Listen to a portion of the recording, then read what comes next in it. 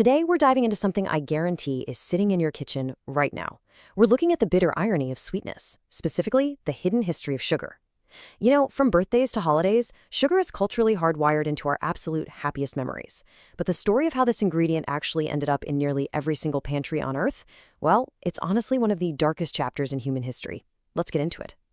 So this brilliantly illustrates our starting point. We really need to look beyond those sweet treats on your counter to reveal the brutal reality that built the modern world. When we look at a slice of cake or a cold soda, we just see comfort and love, right? But historically speaking, the true cost of that sweetness was paid in human trafficking, endless wars, and massive environmental devastation. Part 1, a medicine worth gold. To really understand how we got here, we have to go way back to a time when sugar wasn't even considered food at all. It was actually a medicine, and an incredibly rare luxury. Let's look at this timeline. The journey starts about 10,000 years ago, when people in New Guinea discovered this tall, wild grass with a sweet core, and they literally just chew on the raw stalk for a quick burst of energy. Fast forward to 500 BC, and Indian farmers actually figured out how to extract that juice and boil it down into a crystallized form called khanda. Fun fact, that's actually where we get the word candy. Then, during the Islamic Golden Age, Arab chemists perfected the refinement process, trading it as a highly prized spice. It wasn't until the 11th century that European crusaders first tasted it. They completely lost their minds over this stuff, calling it a reed that produces honey without bees, and started hauling it back to Europe. Now, what's really fascinating here is just how insanely valuable sugar was. In the Middle Ages, Venice held a monopoly that made these little crystals quite literally more expensive than gold. Look at this. In 1236, King Henry III of England bought just 3 pounds of sugar for an astronomical 300 pounds. That was a massive, massive fortune at the time. It was so incredibly expensive that apothecaries actually locked it up in cabinets right alongside rare spices and opium. Doctors would prescribe it to cure stomach aches or clear up eye infections. Basically, if you were eating sugar in the Middle Ages, you were absolute royalty. But European demand was growing fast, and since sugarcane strictly requires a tropical climate, Europe absolutely could not grow it themselves. Part 2, the engine of slavery. That insatiable European demand for a crop that simply couldn't grow in Europe led directly to one of history's darkest chapters. So the absolutely crucial point here is that sugar didn't just casually benefit from the transatlantic slave trade. The brutal, back-breaking cultivation of sugar was the primary economic driver that made the triangle trade profitable in the first place. European powers like Portugal, Spain, Britain, and France set up these sprawling sugarcane plantations in the Caribbean and South America. But cultivating and processing sugar, it is incredibly dangerous, intensely labor-intensive work. When colonial powers basically ran out of indigenous populations who were tragically decimated by disease and overwork, they turned their sights to the African continent. Europe sent manufactured goods to Africa, shipped enslaved human beings to the Americas, and brought boats totally packed with refined sugar right back to Europe. That was the economic engine for 300 years. Let this number sink in. Of the 12.5 million enslaved Africans forced across the Atlantic, an estimated 70% were sent specifically to work on sugar plantations. Think about the sheer staggering scale of that for a second. The vast majority of human trafficking during this entire era was explicitly fueled by Europe's growing addiction to sweetness. Places like Brazil, Cuba, Jamaica, and Barbados essentially function as massive, open-air sugar factories. We really must pause on this horrifying reality.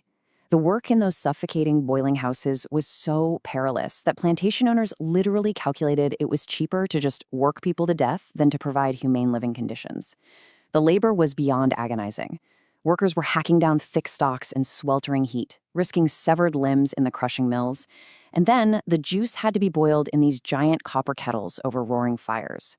It was a suffocating 140-degree hellscape where splash burns from boiling molten sugar were a constant, terrifying threat. That 7-year average life expectancy upon arriving at these plantations, it's a chilling testament to the true price of the sugar that sweetened Europe's afternoon tea. Part 3, fueling the Industrial Revolution. But as we'll see, the tropical cane monopoly was about to be totally shattered by political revolution and the march of technology. In 1791, the enslaved workers of Saint-Domingue, now Haiti, successfully revolted. They burned the plantations to the ground and finally won their freedom. This massive uprising cut off France's sugar supply practically overnight, so Napoleon, who was pretty desperate for a domestic alternative while dealing with British naval blockades, was forced to heavily invest in a brand new scientific discovery, the sugar beet. This bitter rivalry between tropical sugarcane and temperate European sugar beets completely flooded the market, making sweetness cheaper than it had ever been in human history. Scientists figured out that the common, everyday beet contained sucrose that was biologically identical to sugarcane. Suddenly, France was producing millions of pounds of sugar right in their own backyard. By the mid-1800s, beets accounted for half of all the world's sugar.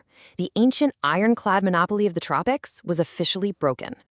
And this perfectly illustrates the incredible technological leaps of the Industrial Revolution, which transformed sugar from a royal luxury into a mass-produced staple. This was spearheaded by brilliant engineers like Norbert Rilliot. Rilliot, who was a free man of color from New Orleans, invented a vacuum pan system that dramatically lowered the heat needed for boiling. That made the whole process exponentially safer and way more efficient. When you combine that with steam-powered mills crushing the cane faster and new centrifuges that could instantly spin out liquid molasses in seconds, sugar production just exploded tenfold. Now suddenly, industrial capitalists absolutely loved sugar. Why? Because it provided the cheap, rapid energy needed to keep the working class moving on the factory floor. As people flooded into cities to work these brutal 14-hour factory shifts, they just didn't have the time or the money for substantial, nutritious meals. So the solution? Heavy, heavily sweetened tea and jam spread on bread. It was a quick, cheap calorie spike. The British government even went so far as to lower tariffs on sugar specifically to keep the working class fed and productive. Sugar had essentially become the high-octane fuel of industrial capitalism. Part 4. The corporate cover-up.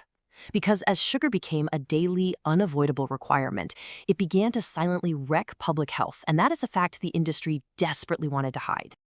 Okay, let's dive into this shocking scandal.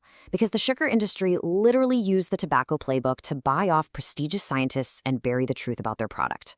By the 1950s and 60s, internal research clearly showed a direct link between massive sugar consumption and skyrocketing rates of heart disease.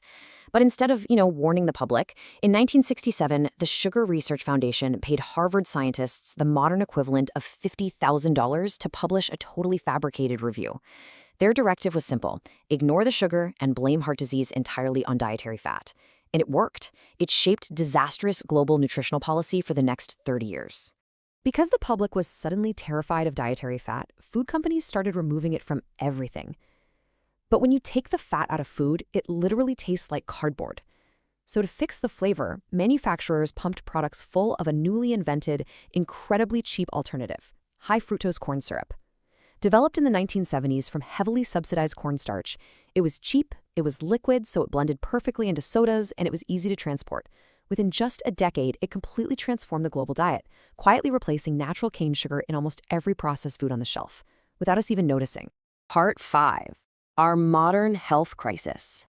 Which brings us right to the devastating fallout of this entire 10,000-year journey. Look at this staggering jump in our consumption. We literally went from eating a few pounds a year to an average of 100 pounds, fundamentally rewiring our biology. In the year 1700, the average person ate about 4 pounds of sugar annually. By 1970, that number rocketed to over 100 pounds per person per year. Think about that. That is roughly the weight of a large dog, consumed in pure sugar by a single human being every single year. Our bodies simply did not evolve to process this overwhelming tidal wave of sucrose. Today, sugar is hiding in absolutely everything. Our sandwich bread, our morning yogurt, our pasta sauce. It's pushing us to consume double, sometimes triple the recommended limits. The American Heart Association recommends a strict limit of 6 to 9 teaspoons of added sugar a day, but because the food industry sneaks it into so many everyday items, the average American unknowingly consumes 17 teaspoons a day. I mean, just a single can of soda alone completely blows past your daily limit. The ultimate result of all this is a massive global epidemic of type 2 diabetes, heart disease, and obesity.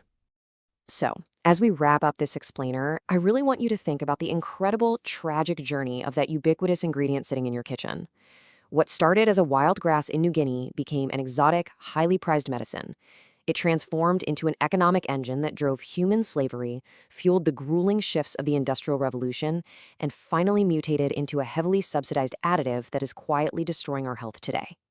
Next time you stir a spoonful into your morning coffee or grab a snack from the pantry, take a second to look at those little white crystals and ask yourself, what is the true cost of our modern sweet tooth? Thanks for joining me on this deep dive, and as always, stay curious.